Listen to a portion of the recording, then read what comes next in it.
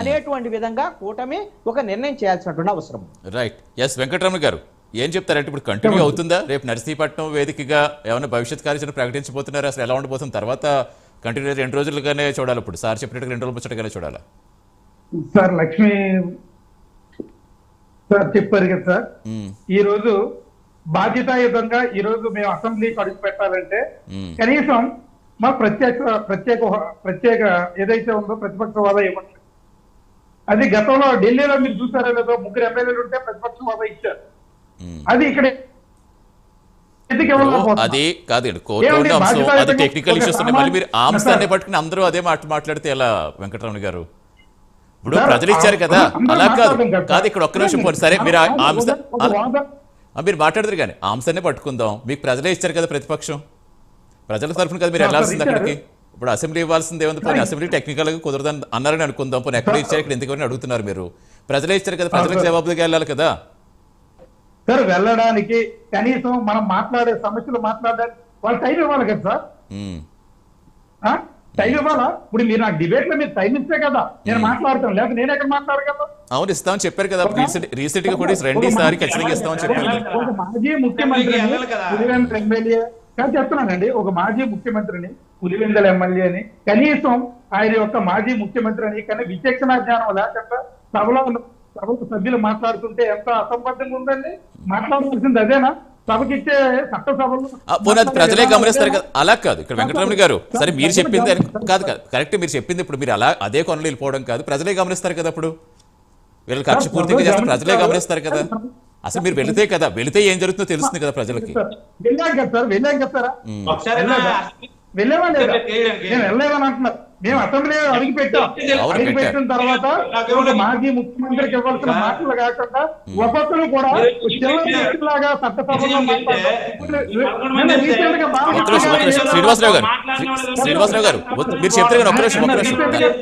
Sir నిన్న recent గా ఏదైతే ఉందో చట్టసభల్లో ఒక బాధ్యతాయుతమైన వ్యక్తి కేంద్రం నుంచి పద్మభూషణ్ తీసుకున్న ఒక ఎమ్మెల్యే ఒక పులివెందుల అదే ఏదైతే సైకిల్ అని మాట్లాడతారు సార్, అదే అసెంబ్లీలో వాడిని భాష చట్టసభలో ముందు నేర్చుకోండి. కాదు వెంకటరమణ గారు, ఏది ఏం జరుగుతుంది కదా, అందుకే మేము ప్రజల్లోకి వస్తున్నాం. ప్రజా సమస్యలు ఏవైతే ఉన్నాయో ప్రజా సమస్యల మీద మేము మాట్లాడడానికి ప్రజల్లోకి వస్తున్నాం. ప్రజలకు చెప్తాం మేము ఎందుకు వెళ్ళలేదు, ప్రజలకి మేము సమాధానం చెప్పాల్సిన అవసరం, మేము అక్కడ చెప్పవలసిన అవసరం లేదు. అవును డెఫినెట్ గా చెప్పొచ్చు, కానీ కొంచెం చట్టసభల్లో చెప్పిన దానికి బయట మీడియాల ముందు ప్రజలు చెప్పిన దానికి ఆ తేడా ఉంటుంది కదా. చట్టసభల్లో లేవనెత్తితే మీ అంశానికి ఒక ఉంటుంది కదా, నిబద్ధత ఉంటుంది కదా సార్. చట్టసభల్లో విషయాన్నే మేమందరం కూడా మేము మాట్లాడుకున్న విషయాన్నే కూడా మనం మాట్లాడే విధానాన్ని ఇది కనీసం ఏదైతే ఉన్న చట్టసభల మీద గౌరవం లేదు అధికార సభ్యులకి అని చెప్పేసి ప్రజల్లోకి వస్తున్నాం. ప్రజల్లోకి మేము వస్తుంటే మీకు భయం ఎందుకండి? ప్రజల్లో మీరు చేస్తున్న తప్పులన్నీ కూడా ప్రజలకు కనబడుతున్నాయి. మీరు ఎన్ని అబద్ధ హామీలు ఇచ్చారో, ప్రభుత్వాన్ని ఏదైతే ప్రజల్లో మోసం చేశారో ఈ రోజు వరకు ప్రజలందరూ కూడా చూస్తున్నారు, గమనిస్తున్నారు. రేపు రాబోయే కాలంలో ఇప్పుడు చెప్పారు కాబట్టి ఏం జరుగుతుందో మీరు చూస్తారు. ఇప్పుడు ఏం చెప్పినా అసంబద్ధ కార్యక్రమం. మొన్న రీసెంట్ గా మీరు చూస్తారు, ల్యాండ్ టైటిలింగ్ యాక్ట్ అది కేంద్ర ప్రభుత్వం అని చెప్పేసి క్లియర్ గా చెప్పింది. అదే విధానాన్ని ఈ రోజు అవలంబిస్తాననేటప్పుడు ఎలాంటి చట్ట సభల్లో ఏ నాయకులు రాజకీయంగా ఎన్నో మమ్మల్ని మేము ప్రచారం చేసుకోలేకపోయి చేసిన పనులు కూడా ఈ రోజు నుంచి కూడా ప్రజలు ఏదో అంతా గమనిస్తున్నారు. ప్రజలు అంత కష్టం ఈ కూటమి ప్రభుత్వం వచ్చిన తర్వాత ప్రజలకు బుద్ధి చెప్తారు. స్థానిక సంస్థలు అవసరం ప్రకటించింది, మా సంగతి ఏంటో, మా తాలూకు మా ప్రభుత్వం ఏంటో, మా ప్రభుత్వ విధానం ఏంటో ప్రజలు చెప్తారు. అంటే ఎలా ఉండబోతోంది? ఎలా ఉండబోతోంది వెంకటరమణ గారు? ఇప్పుడు 5వ తారీఖున ఉత్తరాంధ్ర ఇన్ఛార్జీలతో ఏదో సమావేశం ఉంటుంది ఏదో చెప్తున్నారు. తర్వాత నెక్స్ట్ ఏముంటుంది? నెక్స్ట్ ఏమంటే అక్కడ వేదికగా ప్రకటిస్తారా? తర్వాత ధర్నాలు ఎలా ఉండబోతున్నాయి అనేది?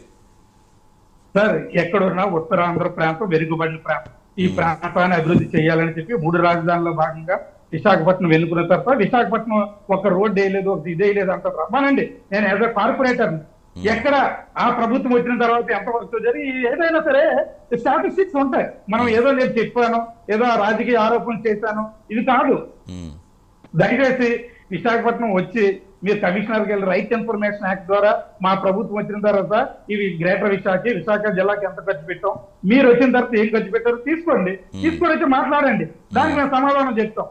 అంతేగాని ఆరోపణలు పలికిమారు. వైజాగ్ అనేది ఈ రోజు ఉత్తరాంధ్ర ఎందుకంటే air connectivity, water connectivity, rail connectivity ఉన్న ప్రాంతం సర్వాంగంగా అభివృద్ధి చెందుతున్న సిటీ ఏషియాలోనే. అలాంటి సిటీని మనం వదులుకొని కనీసం ఈ ప్రాంతాన్ని డెవలప్ చేయాలని, ఎందుకంటే శ్రీకాకుళం, విజయనగరం జిల్లాలు ఏవైతే ఉన్నాయో ఉత్తరాంధ్ర జిల్లాల్లో కనీస సౌకర్యాలు ప్రాంతంలో ఈ రోజు కూడా అనేక హాస్పిటల్, అదే విధంగా సచివాలయం ద్వారా ఫ్యామిలీ డాక్టర్లు పెట్టి సచివాలయాలు కూడా పిహెచ్ సెంటర్లు ఏర్పాటు చేసి సురక్షితమైన ఈ ఎవరైతే ఉన్నారో వైద్య సహాయకులు అందుబాటులోకి తెచ్చిన పరిస్థితి, ఎన్నో టెస్టులు చేసి ప్రతి ఒక్క టెస్ట్ కూడా ఫ్రీ, ఈవెన్ ఆల్సో. అలాంటివన్నీ కూడా చూడకుండా ఏం అభివృద్ధి చేశారంటే మేము అడుగుతున్నాం. లక్ష్మీబాబు గారు ఏం చెప్తారు? ఎస్, వస్తాను శ్రీనివాసరావు గారు, లక్ష్మీబాబు గారు చెప్పిన తర్వాత వస్తాను. లక్ష్మీబాబు గారు